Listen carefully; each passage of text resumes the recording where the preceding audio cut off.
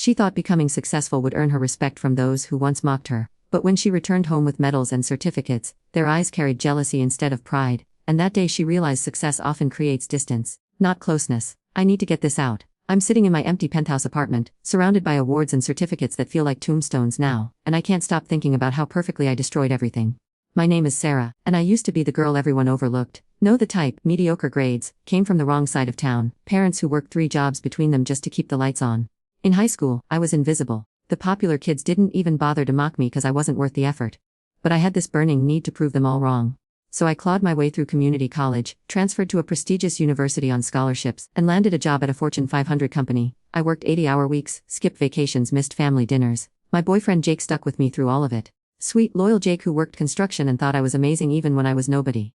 We got engaged when I was 26. He proposed with his grandmother's ring in our tiny studio apartment, and I said yes even though part of me wondered if I was settling. That thought should have been a red flag, but I buried it under wedding planning and career ambitions. By 30 I was regional director, designer class company car, respect from people who used to ignore my emails. I felt intoxicating, powerful, like I'd finally become the person I was meant to be. That's when Marcus joined our team. Marcus was everything Jake wasn't. Harvard MBA, family money, the kind of confidence that comes from never having to prove. He was married too, but he had this way of looking at me during meetings like I was the most fascinating person in the room. It started innocent enough. Late nights working on projects, grabbing dinner to discuss strategy. He'd compliment my ideas, tell me I was in this company, that someone with my brilliance deserved better. Jake would text asking when I'd be home, and I'd feel annoyed at the interruption. Or different now. Jake said one evening as I rushed through dinner to prep for another late meeting. It's like we're embarrassed of us.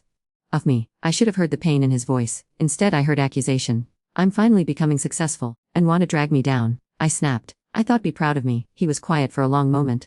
I've always been proud of Sarah. But pride doesn't mean I have to disappear. The breaking point came at the company Christmas party. I wore a dress that cost more than Jake's monthly salary and I looked incredible.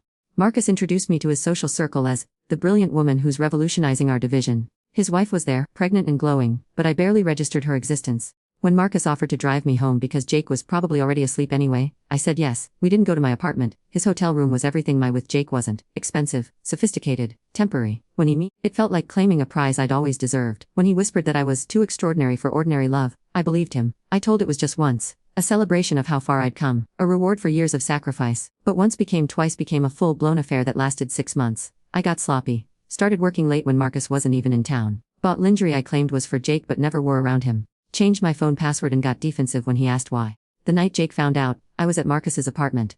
We were planning a weekend getaway to discuss my future with the company. Jake had been trying to call me for hours because his father was in the hospital. He came looking for me. Marcus answered the door in a hotel robe at 11 p.m., and I appeared behind him in a silk slip I'd bought that afternoon. The look on Jake's face was something I'll carry forever. It wasn't anger or betrayal. It was the exact moment a person realizes they never really knew someone they loved. "Dad's stable," he said quietly, not looking at me. I thought she'd know. Then he left, that was it. No screaming, no drama. He just left. I tried to explain when I got home at 3 a.m., but our apartment was already half empty. Jake had packed his things with the same methodical care he brought to everything else. His engagement ring sat on the kitchen counter next to a note that said, "I hope he makes as happy as deserve." The next morning at work, Marcus avoided eye contact during our team meeting. When I cornered him later, he looked uncomfortable. "Sarah, look. Amazing, but my wife is pregnant, and I can't. This needs to stop." What about everything said about my potential about us? He had the grace to look ashamed. I got carried away. We're incredible at job and I meant that, but I have a family. 6 months later, he transferred to the London office. Promotion, they said, bigger opportunities. I kept climbing the corporate ladder, telling success would fill the hole where Jake used to be. Made senior director by 32, vice president by 35. My parents were proud, my high school classmates were jealous on social media, and I was completely alone. I'd gotten everything I thought I wanted and it tasted like ash. But the real consequences were just beginning. It's been 3 years since I posted part 1, and some have been asking for updates. I could tell it got better. I could tell I learned my lesson and rebuilt my. Instead, I'm writing this from my therapist's waiting room because today I finally understood the full cost of my choices. After Jake left, I deeper into work. 16-hour days, weekend conferences, networking events where I smiled until my face. I told I was processing grief through productivity, but really I was running from the silence in my apartment. The promotions kept coming. Senior VP at 36, regional executive at 38, corner office, 6-figure bonuses, invitations to galas where I rubbed shoulders with people who used to intimidate me. I should have felt victorious. Instead, I felt hollow. The worst part wasn't the loneliness, though that was crushing. It was the realization that everything I'd achieved felt meaningless without someone to share it with.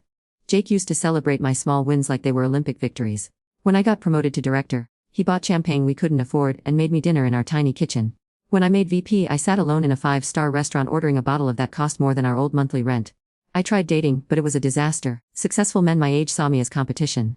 Younger guys were intimidated or gold digging. I'd sit across from perfectly decent men and find comparing them to Jake's laugh, Jake's way of listening, Jake's hands that always smelled like sawdust and honest work. 2 years after our breakup, I hired a private investigator to check on him. I told it was closure, but really I was hoping he was miserable without me. Maybe then I could convince I'd made the right choice. He wasn't miserable. Jake had married Emma, a kindergarten teacher he'd met at his sister's wedding. The photos the investigator showed me were like knives. Jake in a blue suit, grinning wider than I'd seen him smile in years. Emma in simple white dress, looking at him like he'd hung the moon. They looked happy, genuinely radiantly happy, but that wasn't the worst part.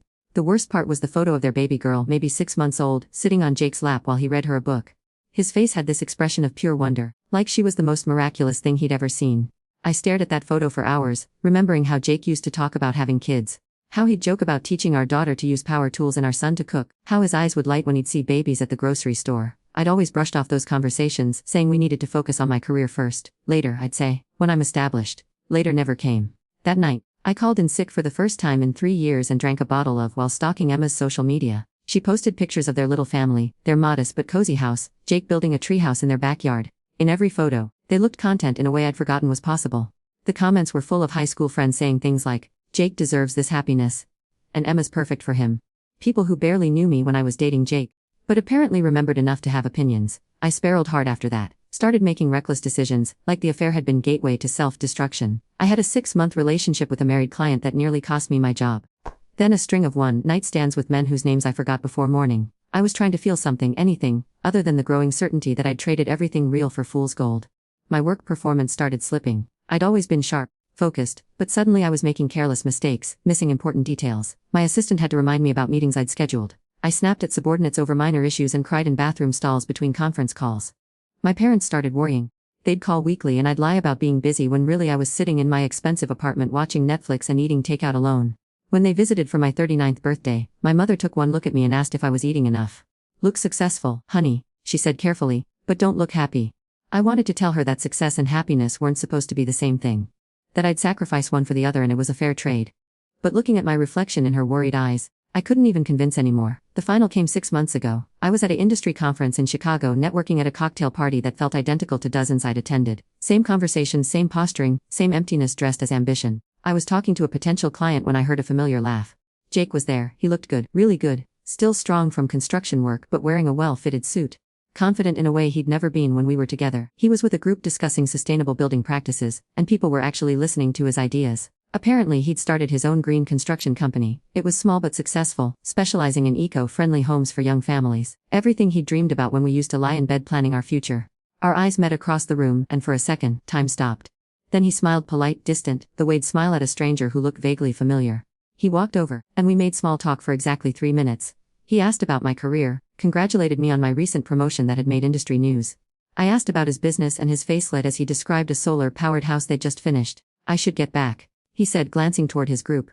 It was good seeing Sarah, that was it. No anger, no residual, no lingering looks. I'd become what I'd always been afraid of being. Completely forgettable to the one person who'd once thought I was extraordinary. As he walked away, I realized the cruelest truth of all. Jake hadn't just moved on, he'd thrived. He'd taken all the qualities I'd dismissed as ordinary, his kindness, his integrity, his simple joy in building things, and created a that was everything we'd talked about wanting. Everything I'd thrown away chasing something that turned out to be nothing at all.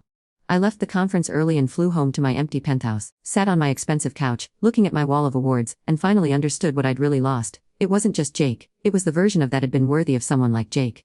Tomorrow I start therapy because I finally admit I need help. But some things, once broken, can't be fixed. Some choices once made can't be unmade, and some prices once paid bankrupt soul. I'm writing this from my childhood bedroom at 42 years old, surrounded by participation trophies and honor roll certificates that feel like artifacts from someone else's. If been following my story, know how I got here. What don't know is how much further I could still fall.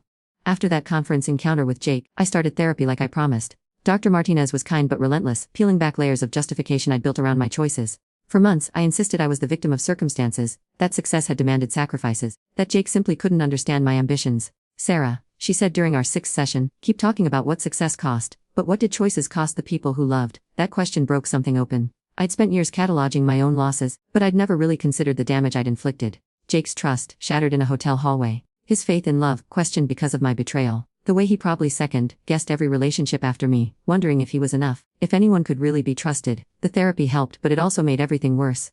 Self-awareness without the ability to change the past is its own special.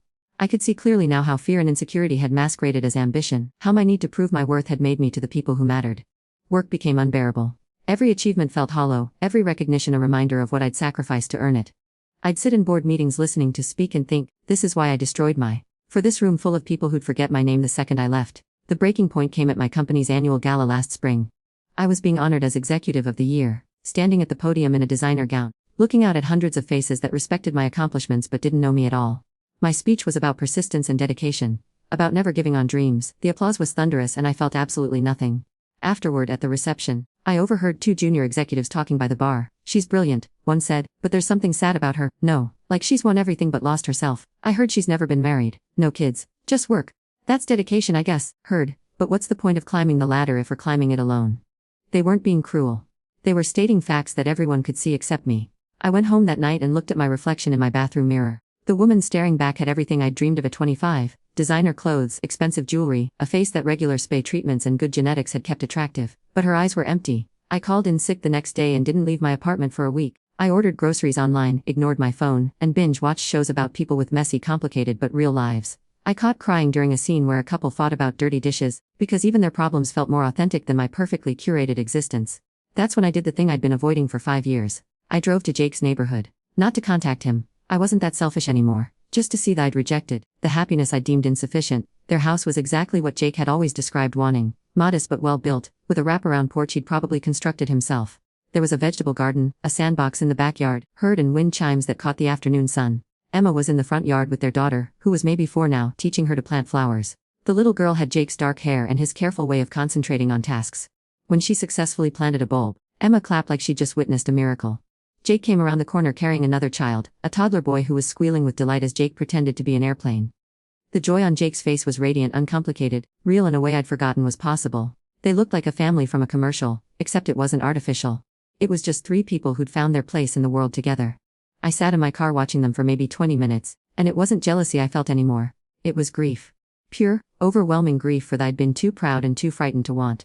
The worst part was realizing they were probably happier without me than they would have been with me. Jake had needed someone who appreciated ordinary beauty, who could find wonder in small moments. I'd been constitutionally incapable of that kind of contentment.